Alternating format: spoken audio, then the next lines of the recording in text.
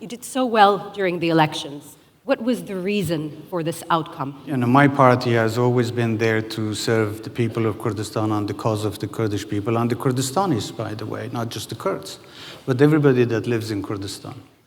And Kurdistan Democratic Party has been an umbrella for all of those who live in Kurdistan. I think at the end, people realized that we didn't only promise, but we delivered. And I think we were rewarded for that. Well, I think the elections were a big success. It was a big success to all of the Iraqis. Mm-hmm. The process and how it was conducted, it was a big success.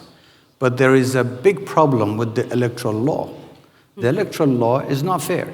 We only have coalition of several parties that have slightly more votes than us.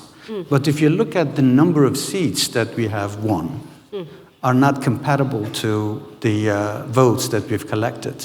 Disputed territories is still one of the main challenges between the federal government and Kurdistan.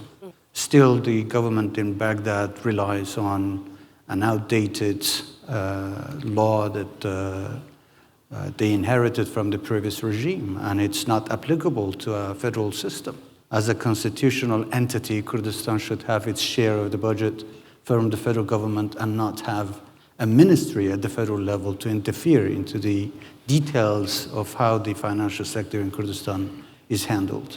Any side that wants to partner with us or wants us to be a part of the government, our conditions are very clear. We want full implementation of the Constitution without being subjective and choosing some articles and ignoring the others. I think the biggest requirement today for the country is not the Constitution in itself. The Constitution is there, but the mechanism to implement the Constitution is lacking. When Baghdad employs people in other parts of the country, Kurdistan should also be able to take its share in the public sector. Now we have a very vibrant private sector here in Kurdistan. And to be very frank with you, I would like to thank the private sector in Kurdistan. It's not funded by the government budget because we have never received budget for investment. Never.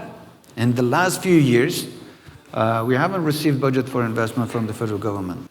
But with the right banking system, with the right financial institutions in place that we try to build, the banks are able to lend money to the youth, and they can use that money whether they want to purchase a house, a car, they want to establish a business, and then they can pay the bank later on. The government can be a regulator, it could be a guarantor.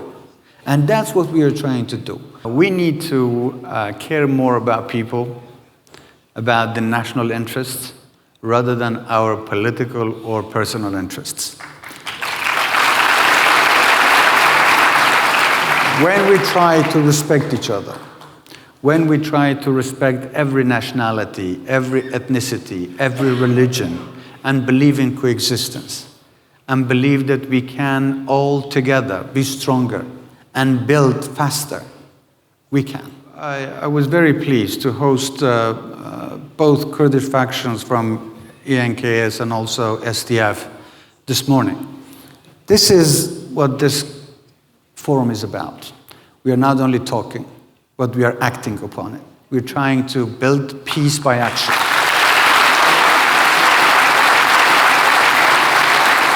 The governance is easy when you're dedicated to your cause. When you look at people and they become your main objective. But I think the biggest change has to come from within. We are on the rise. Kurdistan is on the right track. We are moving forward, and no one can stop us.